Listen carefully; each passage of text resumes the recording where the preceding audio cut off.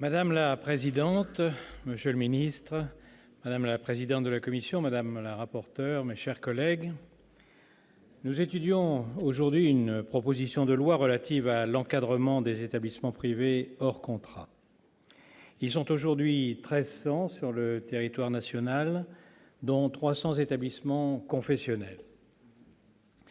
Notre assemblée doit respecter la liberté d'enseignement, mais elle doit aussi légiférer pour établir des règles strictes en matière d'ouverture et de contrôle de ces écoles. Notre groupe a d'ailleurs déposé un amendement pour changer le titre de cette proposition de loi, amendement voté à l'unanimité en commission, pour insister sur la nécessité de continuer, année après année, à observer scrupuleusement ces établissements.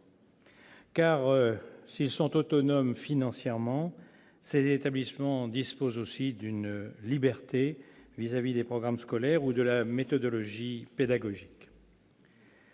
Tout en célébrant cette liberté, n'oublions pas, mes chers collègues, ce que notre système éducatif doit à notre histoire, les lois Ferry sur l'école laïque, gratuite et obligatoire, la réforme Berthoin sur l'allongement de la scolarité, la modernisation de l'enseignement après le rapport Langevin-Wallon.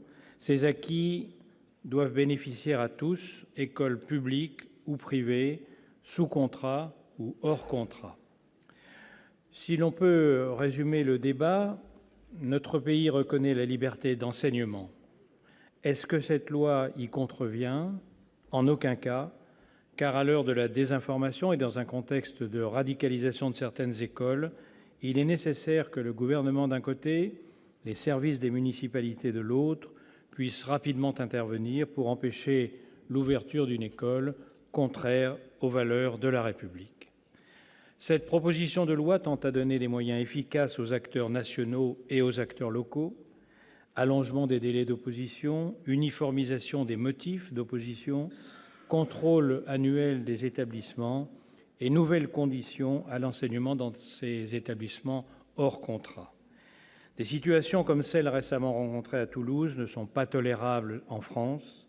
La République ne saurait subir un tel affront et après des années, des siècles de lutte contre l'obscurantisme, pour l'éducation universelle et l'accès libre à la connaissance, notre Parlement doit protéger ses acquis par tous les moyens nécessaires. Monsieur le Président, Monsieur le Ministre, mes chers collègues, le groupe des Indépendants est très sensible à cette proposition de loi et proposera une série d'amendements pour l'enrichir. L'éducation est un droit durement acquis, sachons le préserver en établissant un équilibre précis entre liberté de l'enseignement, rigueur scientifique et respect des valeurs républicaines. Je vous remercie.